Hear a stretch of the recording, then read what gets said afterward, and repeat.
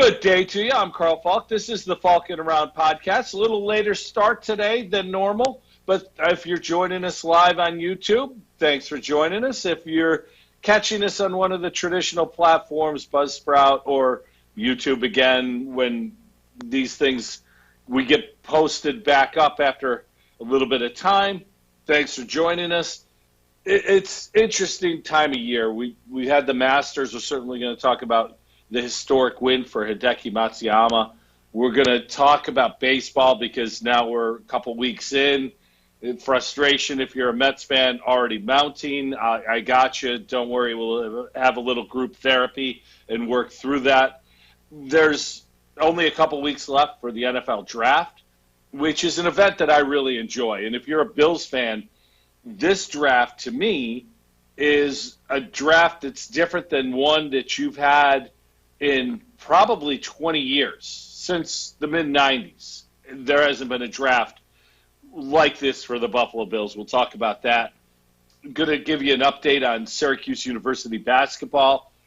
You know, the roster turnover is ongoing with the transfer portal and, you know, the NBA draft looming for Alan Griffin. We'll discuss that as well. But I want to start with baseball, and not on the field yet. We'll get to some on-the-field stuff. I want to talk about something that's very dear to my heart, and in my opinion is a terrible thing for the game of baseball, and it's replay. Replay is now in every sport. We have it in hockey where if a guy's offsides, the play is in the offensive zone for another minute or two, they could go back and look at it if a guy was an inch offsides. Even though it has nothing to do with the subsequent play, we're going to go back and look at it. And it's basketball, the last 2 minutes. You can challenge a foul call here and there. There's more replay in sports now than ever. And to me, replay has become part of sports because jackass sportscasters or podcasters or radio hosts, they want a perfect game. One of my most hated sports announcers is the jackass on ESPN, Mike Greenberg. He is just such a typical media guy and wants perfection and wants more replay and all the time. And when you listen to him, I haven't listened to him in a couple of years, frankly, but when he was on with Mike Golick, who I really enjoyed, he would constantly talk about how the need for more replay. And to me, what people who have never refereed a game or never umpired a game don't understand is that replay makes officials worse. Because you see it all the time. Guys either make calls or don't make calls knowing replay is going to either bail them out or back them up. And I think that's a terrible way to officiate a game. But it's become commonplace. We see it all the time where guys, especially in the NCAA tournament, you saw it constantly, they'll go to the monitor. We can go to the monitor. It makes guys less aggressive and less assured with their whistles or their calls. And to me, that's a horrible way to officiate. Baseball replay is different than all others. Umpiring in a baseball game is different than most every other sport. Because in every other sport, you're watching the game, and if something happens, back to it. In baseball, you know where you need to make a call. Grounder to shortstop, the runner's going to first. You know there's only one play, the play at first base. That's where you have to look. Major League Baseball umpires, for the most part, are really good. If you watch games all the time, you see bang-bang plays that they get right constantly. And it's incredibly difficult. When Abner Doubleday created baseball and you had 90 feet between bases, it turned out to be the exact amount to create a lot of excitement in plays at first base. And we see guys make the wrong call. You're going to have misses with the human element. And if Angel Hernandez is in the game, you're going to have a lot of misses.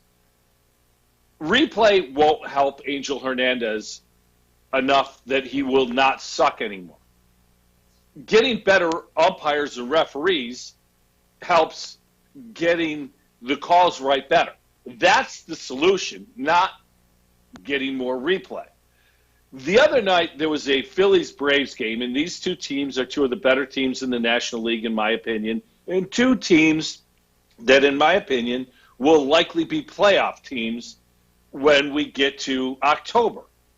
Really good game. Ronald Acuna Jr. put on a show, and he's a stud. If you haven't watched him play or don't like him, you don't like baseball, because this guy is must-see TV. Top 5 player in the game, in my opinion, already. But if you saw this play live, I could see why an umpire misses it, even though he's right on top of the plate and has a great look at it. I'm going to show you the play that replay upheld as safe. Watch this play.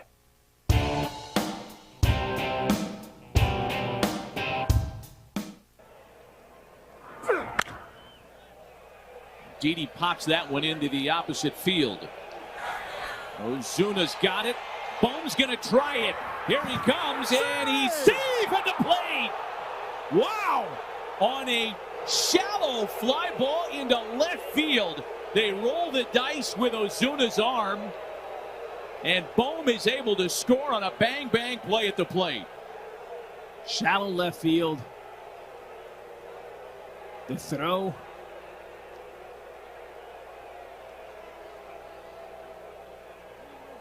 Wow. Oh, I don't know. Man, it's close. It might have looked like Bohm's foot came up. We'll get some definitive looks at it here. Oh, boy. Does the toe just grab a little bit of the plate?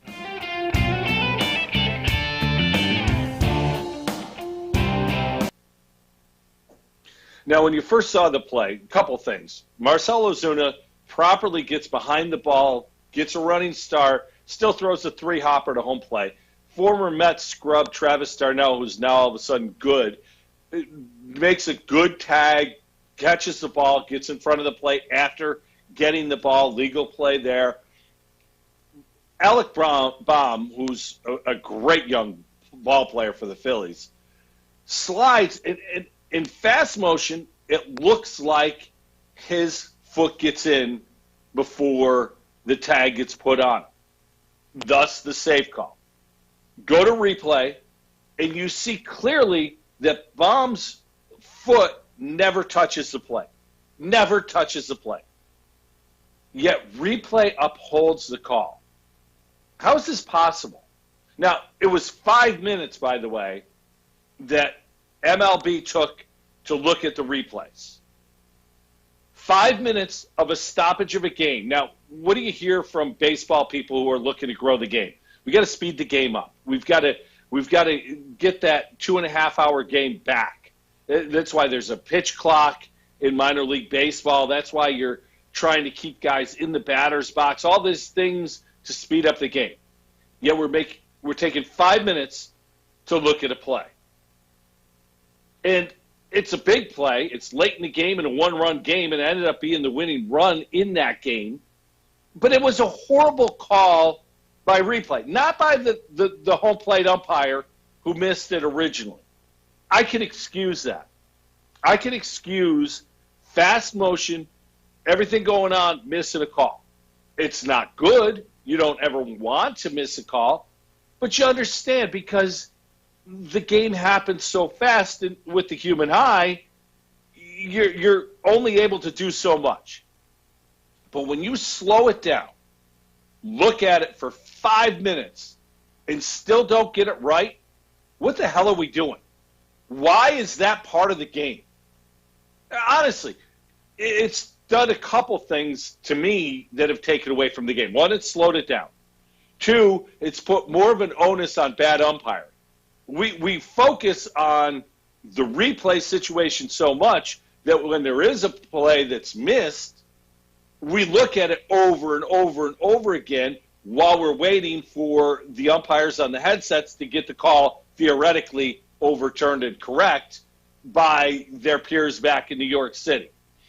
We also then have taken umpiring and just made it a joke because we've taken some of the power out of their hands. You think a guy like Joe West, as arrogant as he is, likes having his calls overturned? You know it pisses him off, and you know it creates, because it's his fellow umpires. Remember, Major League Baseball has a rotation. The guys in New York doing the review are fellow umpires. They're not part of Major League Baseball. They're umpires. So we work together one day, and next day I'm turning your calls over. It's not something that I'm sure goes over all that well within the umpiring ranks. It does a lot of things to hurt the game, mostly slow it down and put more focus on the umpiring, in my opinion. But it also, there's an element of baseball. Baseball stops when a call is made. When a call is made, the game stops. You hit a line drive down the right field line. If it's a foul ball, the game stops. Well, now you rule that ball is fair, and you've got, by replay, and you've got to figure out where to put guys. If you want to use replay in baseball for home runs, because the way stadiums are made, it's not as clear if it's a home run because of different fan involvement and things. You want to use it for home runs? Fine. And it should be a 30-second limit, literally 30 seconds. And there's no need to get the headset on. Zero need. We want to replay it. Home plate umpire does one of these. New York looks at it. 30 seconds later, you could put an announcement, that's a home run. There's no need to go over and get on the headsets and talk. Here's the other thing. In football, when there's a replay, the referee gets on the microphone and explains to the television audience and to the live crowd, assuming there is one and it's not 2020, the play was overturned or the play was upheld.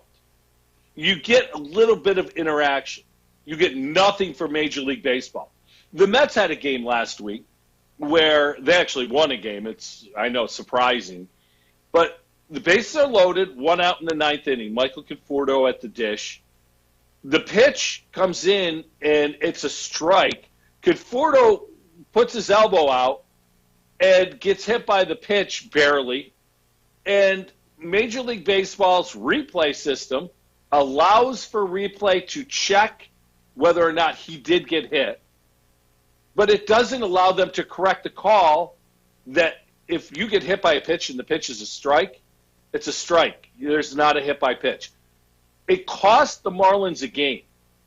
Replay couldn't correct it.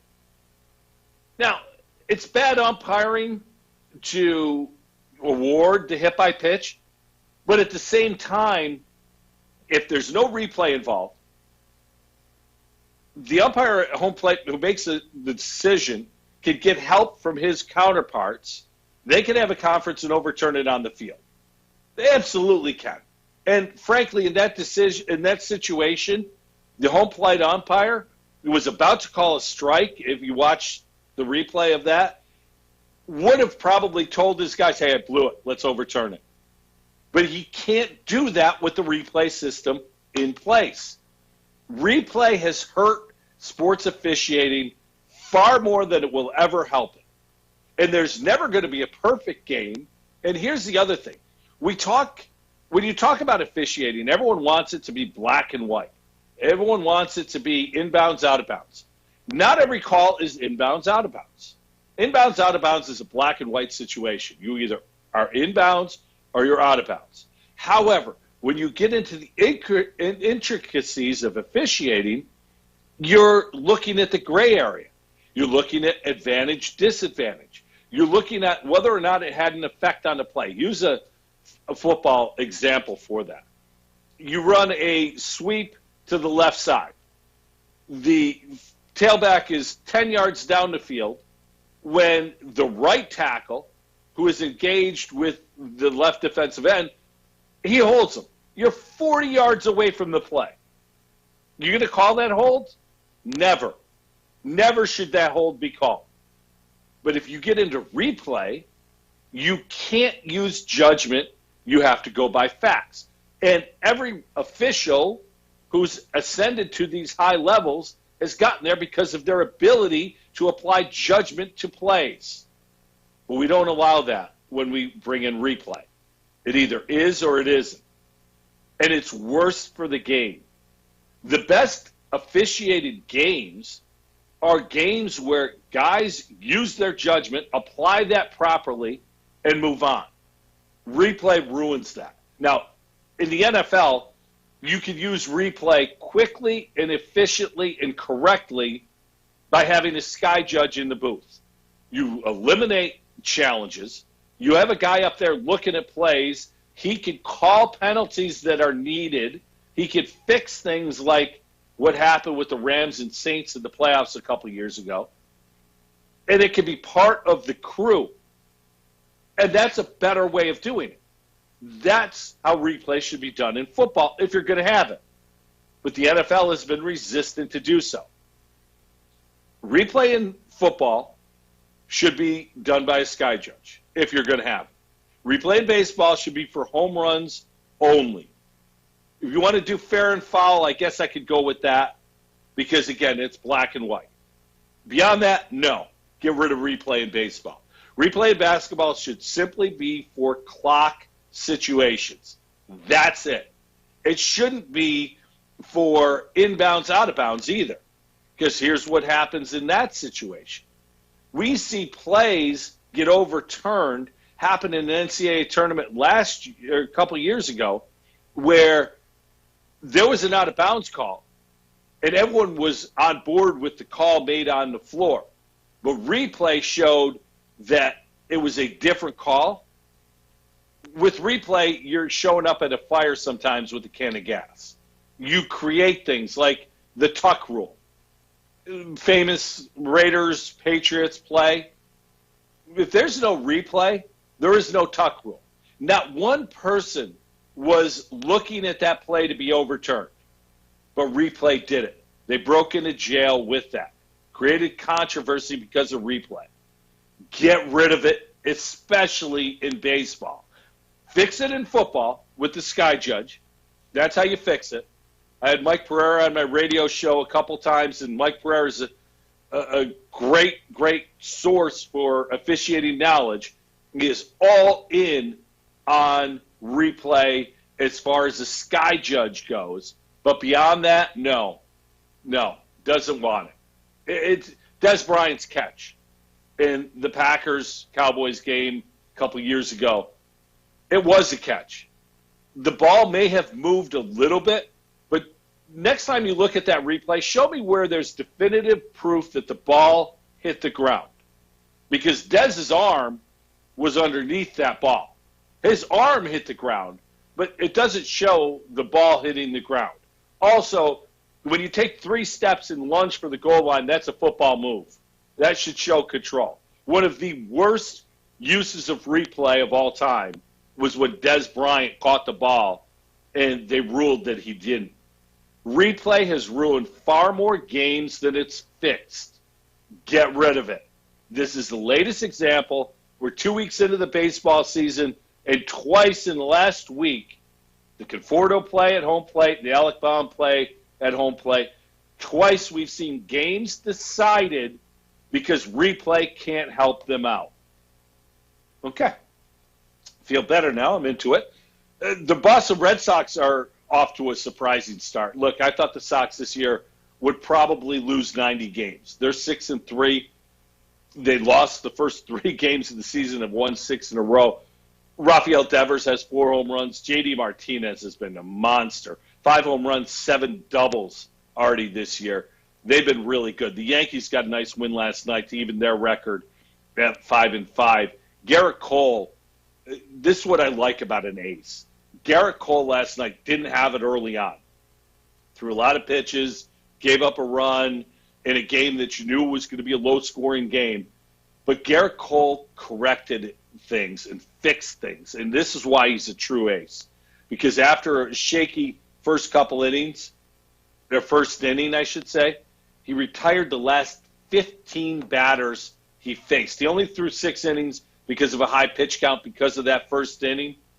But a guy who is able to self-correct on the mound is a true ace, and Garrett Cole is that. Yankees and Jays playing down in Dunedin, Florida, and I can't wait till mid-May or so when the Bisons move out of Buffalo to allow the Jays to play there again this summer. I'm hopeful New York State allows some fans to go because, frankly, Yankees, Jays, and you get to drive here to Buffalo, or if you're from Buffalo, to go to the game. It's just such a treat, and I really look forward to that this summer. Angels are off to a good start. How about that? We might finally get to see Mike Trout in the playoffs. I know it's way too early to think about that, but the best player in baseball over the last several years has never played in a playoff game. And you want to make playoffs better? Get Mike Trout in the playoffs, and we will be able to see that. The Mets are off to a typical Mets start. They made a decision to start a game the other day that got rained out. They've now had 5 games canceled. They've played 5 games, but they've had 5 games canceled already this year. And one of the games that they lost was Saturday afternoon. Jake DeGrom was typical Jake DeGrom. Gave up a run over 8 innings, struck out 14 in the game, didn't walk anybody, gave up 3 hits. One of those hits was a home run, and DeGrom lost. How about these Jake DeGrom stats? In the last 4 years, DeGrom has made 78 starts. His record is 25-20. In the 25 wins, his ERA is 1.11. In the 20 losses, his ERA is 3.80. In the 33 no decisions that Jake DeGrom has had, his ERA is 1.76. The Mets in DeGrom's 78 starts are 36-42. 6 games under 500. This guy's the best pitcher in baseball, and I really don't think there's a debate. As much as I like Garrett Cole, DeGrom is a better pitcher and has been for the last 4 years. And yet the Mets cannot get out of their own way. It is truly mind-boggling how this man continues to dominate and his team continues to waste his starts. It is absolutely a criminal act by his teammates to not support him. Here's another DeGrom stat. 2 games so far this year, the Mets' 3-hole hitter has 3 hits. That's Michael Conforto. DeGrom, he's got 3 hits in his 2 starts. It's just ridiculous. Out in the West in the NL, the Dodgers and Padres are rolling. I think this is going to be one of those fun summers where 2 of the better teams in baseball in the same division, battling back and forth. Both have had some injuries. Clay Bellinger, Fernando Tatis Jr., both on the IL. But these 2 teams are going to be there for a long time. Joe Musgrove throws the first no-hitter in Padres history. That was pretty cool. The interview after was pretty cool. Hearing that this guy grew up in the San Diego area, was a season ticket holder, his family was, for the Padres games, wears number 44 for the Padres, who he got traded to this offseason because of his hero at the time was Jake Peavy, who was a damn good pitcher for the Padres for a long time. Pretty cool. And one other really cool thing I wanted to mention about baseball was the Cincinnati Reds. That's a fun team. They are cocky. They're ripping the cover off it. Tyler Nyquin has 5 home runs. Nick Castellanos has 4. They are definitely a team to keep an eye on going forward.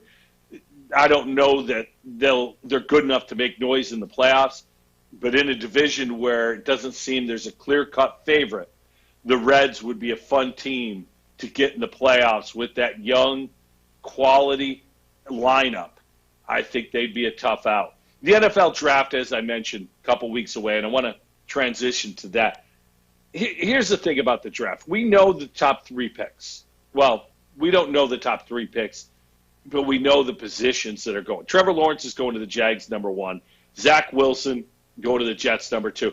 Here's what's going to annoy me about draft night. Those 2 picks, you have 10 minutes for each team. Take 20 minutes. It should take 2 minutes.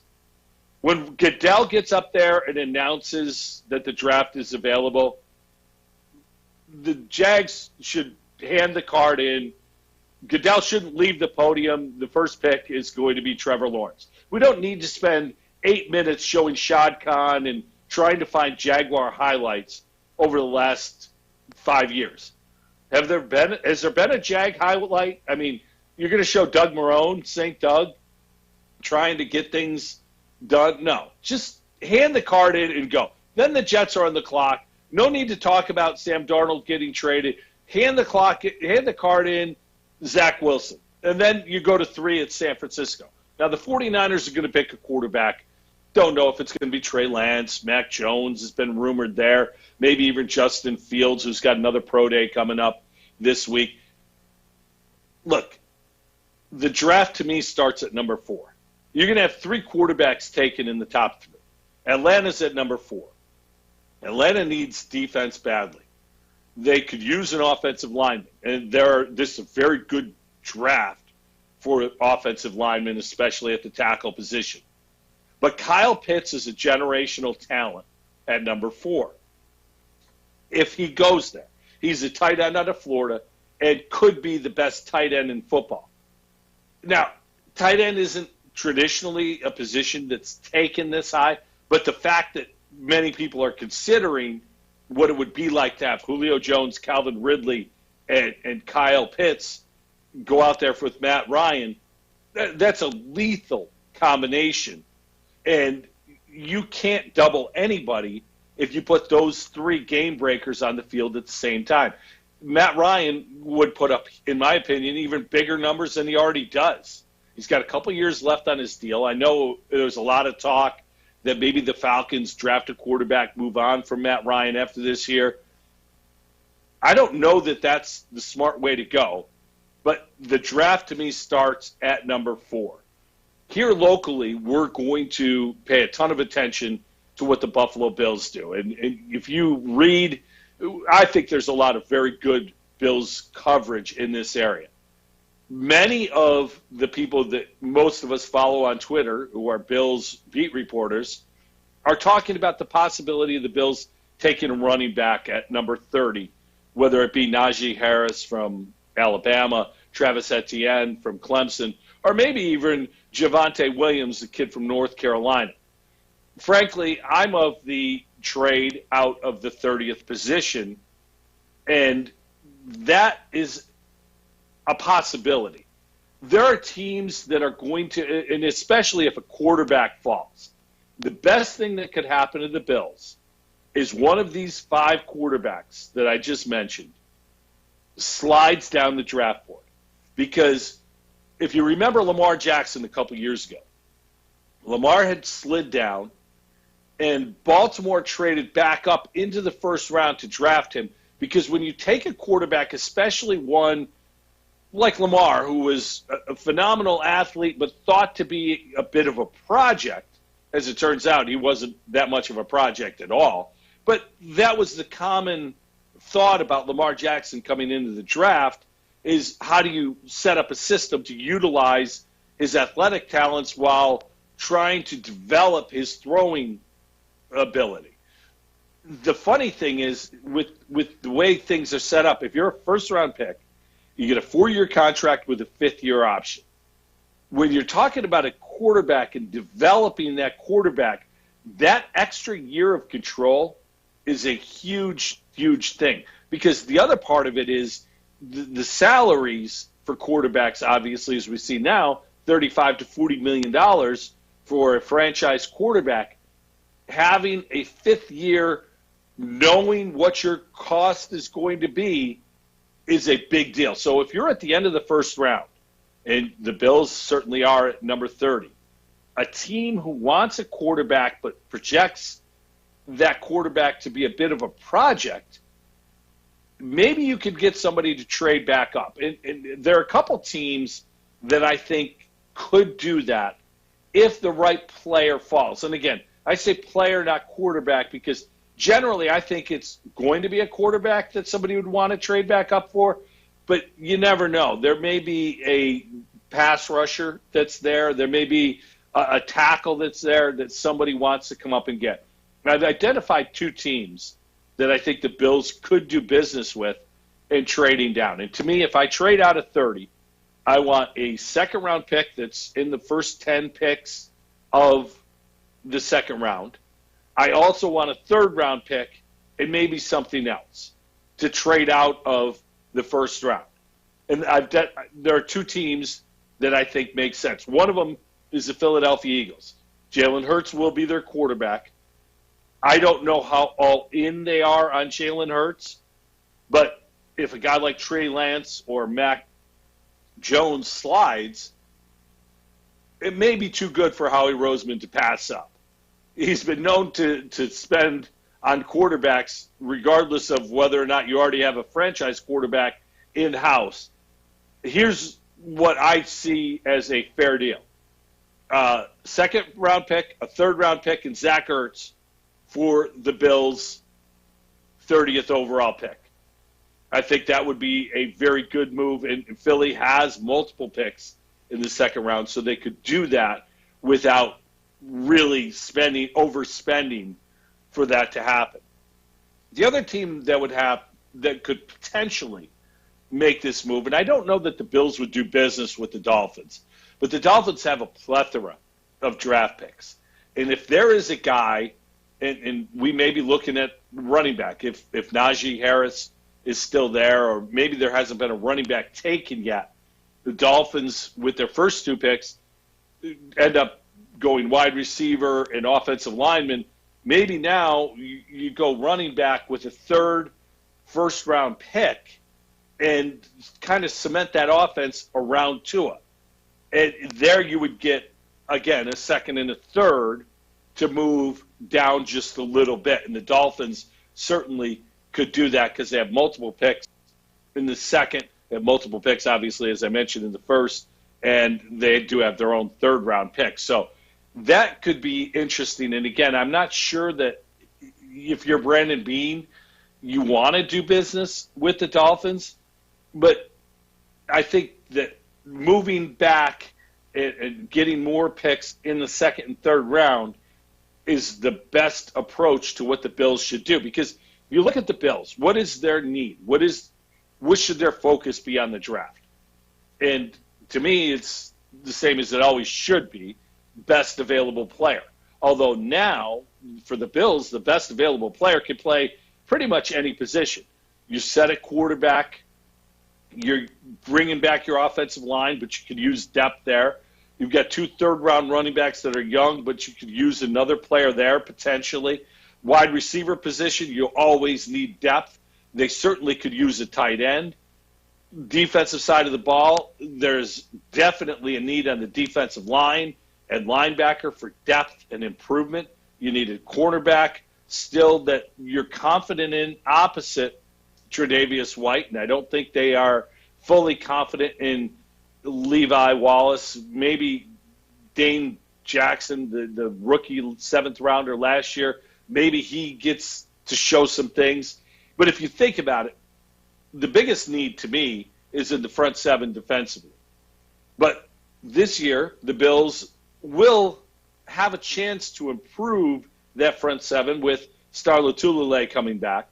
That should free up Ed Oliver, and Ed Oliver is now in his 3rd year, so you expect him to take that step that he was drafted and become the player he was drafted to be.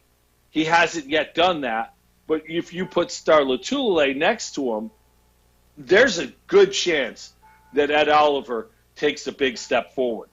At the edge rusher position, you've got A.J. Epinesa, last year's 2nd-round pick, who developed and got better as the year went along. So if you think about improvement, Oliver, Epinesa improved because of their time in the game.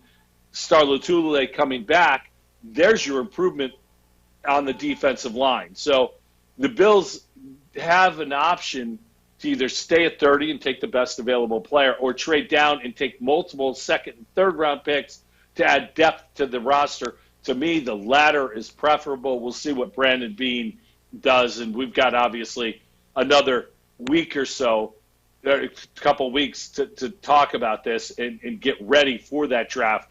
Very much a fan of the draft and the process.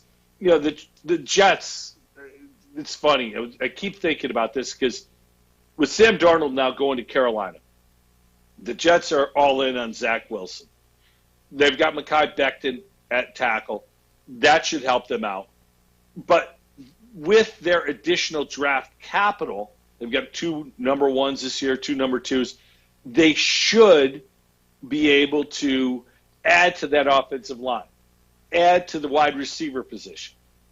And hopefully Zach Wilson has a much better chance of succeeding than Sam Darnold did. But I want to focus on Sam for a minute because here's a quarterback who I don't think has improved since he was at USC. But now he goes to Carolina and he's working with Matt Rule. Matt Rule last year, his first year in the NFL, took Teddy Bridgewater in and made him his starter. And that Carolina team, even though they didn't have their best offensive player, Christian McCaffrey, for most of the year, was a tough out most weeks. I think Matt Rule's going to be a very good coach. I think he's going about things the right way. He did something this past week, that I always like when guys do this. Jimmy Johnson, the former Cowboy coach, now Fox TV analyst, lives down in the Florida Keys. And Jimmy's big passion, other than football, is fishing. And he goes out on his boat quite often and fishes. And he'll invite people down to go out and spend the day talking football and fishing. And he recently did that with Matt Rule. And I like when a young coach, and Matt Rule's not a young coach, but he's new to the NFL, 1 year in, wants to hear from a veteran guy, wants to hear what it's like, why, what did you think? How did you do it? And I really think with Sam Darnold going there, McCaffrey coming back, Carolina in good draft position to put some pieces around Sam, I look for a much different Sam Darnold in Carolina, and I think Matt Rule is going to be a big part of that puzzle with Sam Darnold because there is ability there. There's certainly ability. It's just creating better opportunities and eliminating the bad plays. No, you'll never eliminate all the bad plays, but if you can get rid of most of them, you'll be a much better quarterback. I really think that Sam Darnold is a guy to keep an eye on next year, in part because of the situation he's now in. I expect the Jets to look a lot like what they've looked like in the last couple of years with a rookie quarterback who hopefully becomes the answer for that franchise. But I think Sam Darnold's going to look much different in Carolina blue than he did with the Jets. So keep an eye on that. The Sabres made a trade before the trade deadline. They traded Taylor Hall, who was a disastrous signing for some reason. The guy had 2 goals this year. Taylor Hall's a damn good hockey player. He had a no-trade clause in his deal, which basically handcuffed Kevyn Adams into dealing him to the Boston Bruins. Reports are that Hall really wanted to play for the Bruins, and that's why he ended up there, forcing Kevyn Adams to take the deal that was in front of him. The deal, of course, the Sabres get back a player that the Bruins wanted to get rid of and a second-round pick and a draft that nobody thinks is a very good draft. They give up a good young player in Curtis Lazar as well as Taylor Hall.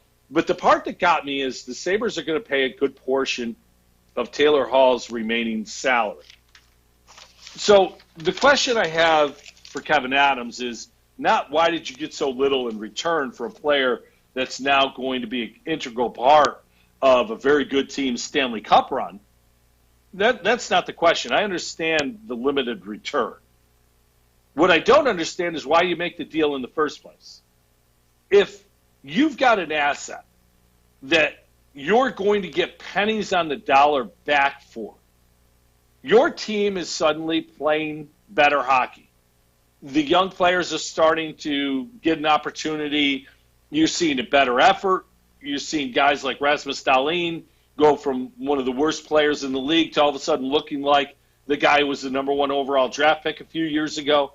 You're seeing improvement. You're seeing a situation where the culture is changing. The belief system is changing. As opposed to, under Ralph Kruger, when we're going to lose tonight, so why try? Under Granato, you're seeing a situation where players are starting to believe things and starting to get their opportunity and play better. Well, why trade a guy who's A, a good player, B, a solid veteran leader who can help these young guys develop and build the culture that you're going to build when all you're getting back is pennies on the dollar anyway? It doesn't make sense to me. It's when you're trading from a position of weakness, and that's what the Sabres were, you're not going to win the trade. In this case, I thought they lost the trade overwhelmingly. They've got a rental of a player that they want to, they're going to move on from this year, and they got a second-round pick. They also lost a player in Lazar, in my opinion, who could have been a player, not a top-line guy, but a player who's around the organization for another 4 or 5 years and a solid contributor. And it's costing the Sabres money to do so. I don't understand. I thought that Kevyn Adams, and again, he's up against it. He's got very little chance of succeeding. But I thought he lost an opportunity to show the rest of the league, I'm not going to be some patsy who just gives a guy away because the guy wants to go. I thought, in his first trade deadline, he had an opportunity to establish himself as somebody who looks at the big picture.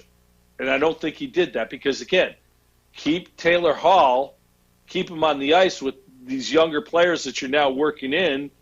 All of a sudden, the culture seems a little different. The energy seems a little different. And you've got a seasoned veteran to help develop these young players. I thought it was a missed opportunity. I understand why he did it, and everyone's going to look at, well, he got a second-round pick out of it. Great. The draft hasn't been kind to the Buffalo Sabres. They've had a lot of high draft picks, and other than Jack Eichel and Sam Reinhart, not many of them have come even close to what we thought they were going to be. Maybe Rasmus Dahlin continues to turn his career around, and he does become the defenseman that he was drafted to be. But, I just think you're dealing from a point of weakness. You got a very poor return on your trade. The organization missed an opportunity to keep a player who could have helped this culture turnaround continue to be a culture turnaround and impart wisdom on some of the young players who are getting their first opportunity in the NHL. So, again, I'm piling on the Sabres, and I know Sabre fans are probably sick of hearing it, but I just thought, again, this is a rookie GM making a rookie mistake, my opinion. Syracuse University basketball is dealing with the transfer portal like many other, or pretty much every other NCAA Division I team. So far, 6 players are leaving. Kadari Richmond's going to Seton Hall. Robert Braswell is leaving. Marek Dolezaj is going to play pro ball in Europe. Woody Newton and John Ball and Jock are in the transfer portal. They'll end up somewhere. And we found out this week that Alan Griffin is in the transfer portal. Well, no, actually he's not. He's in the NBA draft, and he's signed with an agent. Wait, what? Look, I like Alan Griffin. I like his skill set. He can shoot it. He's athletic. He can't play a lick of defense. His shooting is very streaky. His shot selection is horrible. I'm all for guys going pro if they're going to get drafted. Quincy Guerrier is an interesting situation. He has a chance, much like O'Shea Brissett a couple of years ago, by going to the NBA draft, of getting drafted in the second round because the team will look at him and think, we could develop this kid, bring him into the G League, develop him, and he can help us out, maybe not this year, but maybe next year. And Quincy would get paid then. And to me, if you have a chance to get paid and you're going to go into the draft, then do it. Go to the draft. If you're going to get drafted, where you don't go to the NBA draft is if you're likely not to get drafted. That's what Alan Griffin is doing. Whoever is advising this kid has given him bad advice. Now, can he end up in the G League? Maybe. And maybe being a free agent and choosing your team or somebody who thinks you have a chance to develop is a better situation than getting drafted anyway. But there's no money there if you're not drafted. You will get paid, but not like an NBA draftee. I don't understand that decision. But nonetheless, that means 6 players are out for Syracuse. What's it look like next year? Well, the backcourt is going to be together again. Joe Girard III and Buddy Boeheim will both be back. You're going to add to that a transfer, local kid actually, Samir Torrance, who played the last couple years at Marquette. So the guard position is going to be very similar to this year. Samir Torrance taking on the role of Kadari Richmond as that third guard. I think that'll be pretty good. The middle, Barama Sidibe has announced he's coming back. He and Jesse Edwards will form a two-headed monster. And if Sidibe's healthy, the defense in the middle of the 2-3 will be better because of the length of Sidibe and Edwards combined in the middle. That leaves the forward position. I have to believe one of those spots will be taken by Benny Williams. Benny Williams is a 5-star recruit, one of the best recruits Syracuse has had in the last dozen or so years. He will be one of the starting forwards, in my opinion. If Quincy Guerrier comes back, he likely is the other. Cole Swider, who comes over from Villanova, has a chance to contribute there as well. Basically, I look at next year's team as a similar version of this year's team, maybe with a little upside.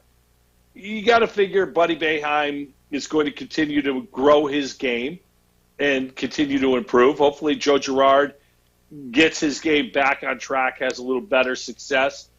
Again, with Samir Torrance coming off the bench, good enough guard play. The center position will be better next year than it was this year. Benny Williams is certainly going to be better than Alan Griffin or Robert Braswell, so you have some improvement there. And if Guerrier comes back with Swider coming off the bench, then you've got some depth at the forward position, and that's usable depth. And Guerrier, if he comes back, should be improved as well. The other thing that happened this past week is Syracuse landed another 5-star recruit, not for this upcoming season, for the following season, in Kamari Lance. So after going years without landing a top 30 player, it looks like Syracuse is going to go back-to-back years with landing such a player. Benny Williams this year and Kamari Lance next year. Jim Boeheim's recruiting team, he closes the deal certainly, but I think Jerry McNamara is really starting to show that he is a key member of this coaching staff when it comes to recruiting. I think McNamara is now becoming what Mike Hopkins was to recruiting when he was there. Hopkins was the guy who was bringing in the best talent because he was establishing relationships and continuing on. That's why Hopkins has continued to recruit so well at Washington, even though he hasn't been able to coach winners up there. He's bringing great talent into the program. Jerry McNamara now has taken that role, and it looks as though Syracuse may be in good shape going forward because of that. So interesting that you lose 6 players off of your team, and next year may actually look better than this year did. Hopefully there will be improvement from the players within the program. And again, Benny Williams is going to be the big hope. Syracuse hasn't had a player like that join this program in a long, long time. Lastly today, I want to hit on the Masters. And, to me, this is the best golf tournament there is to watch. We know every hole. We know every shot. It's what it is. Jim Nantz, a tradition unlike any other. And this year, many people were disappointed, I think, because of the players that were at the top. I mean, you had Hideki Matsuyama win the tournament, which we don't realize how big of a win that was for Japan. Japan's a golf-crazy country anyway. And for one of their own to win this tournament, this and the U.S. Open are the most prestigious golf tournaments in the world. For Hideki Matsuyama to bring that green jacket back to Japan, it's just such an enormous win for that country. And the people of that country, I'm sure, will be celebrating this victory. We don't realize what this win meant to that nation. We look at it as like, oh, okay, a Japanese guy won the tournament. This is such a huge win for the people of Japan and for Hideki Matsuyama, a guy who has been a great player for a long time. Now he gets a major. Where does his career go from here? This guy can hit it long. He's a very good player. It looks to be a guy who's very well received within the ropes as well. I'm intrigued to see how well his career takes off after this, because I think he was a guy on the cusp. If you say, best players never to have won a major, he certainly was one of those players in that discussion. Will Zalatoris comes in second. I had never heard of Will Zalatoris before this week, but this young man has a boatload of talent. Again, the casual golf fan isn't going to care about Will Zalatoris until he becomes a multiple winner. Jordan Spieth was in the mix, but not really. Xander Schauffele, who, again, I don't think the casual golf fan realizes how good he is, had a chance until the 16th hole, an absolute disastrous tee shot. I thought a club short on that hole, an aggressive line. He had come off 4 birdies in a row, was feeling really good, went at the hole on 16 instead of above it to play for that roll down to the hole. And again, club short, makes a triple bogey there, ends his Masters run. It may not have been the Masters you wanted because Rory and DJ didn't make the cut. Bryson DeChambeau, thankfully, I cannot stand the young man. Bryson DeChambeau was out of it the entire time. So you've got top names not part of the mix. But to me, watching a guy like Will Zalatoris answer every call, having Xander Schauffele make 4 birdies in a row and go to 16, 1 down with a chance. He's all of a sudden got a chance because Matsuyama hit it long on 15 and put it in the water. So, there was drama. There was the Masters drama that you would expect on a Sunday. It just wasn't the names that maybe we wanted it to be. So while many people will think this Masters tournament was boring, it wasn't boring. It just wasn't the players you hoped it would be. It was players who were still out there doing great things. And again, we saw Hideki Matsuyama take that next step and become a Masters champion. We saw a guy who's not even a full member of the PGA Tour, and Will Zalatoris, just continue to battle through and be a guy who's there on Sunday. And frankly, was second by 1 because Matsuyama bogeyed 18. It was never really in doubt. He had a 3-inch putt to win the tournament, so it didn't really mean much. But I thought the drama was there. I just think that the names many fans wanted weren't there, and I think that's why many people thought this was a boring Masters tournament. Well, that's all for this week. Next week, get a little bit more into the draft. We'll see what goes on with that and keep you posted with any other sports news that comes out. Thanks for listening live, and if you're catching us on a replay, thanks for listening that way too. I'm Carl Falk. This is the Falkin Around Podcast.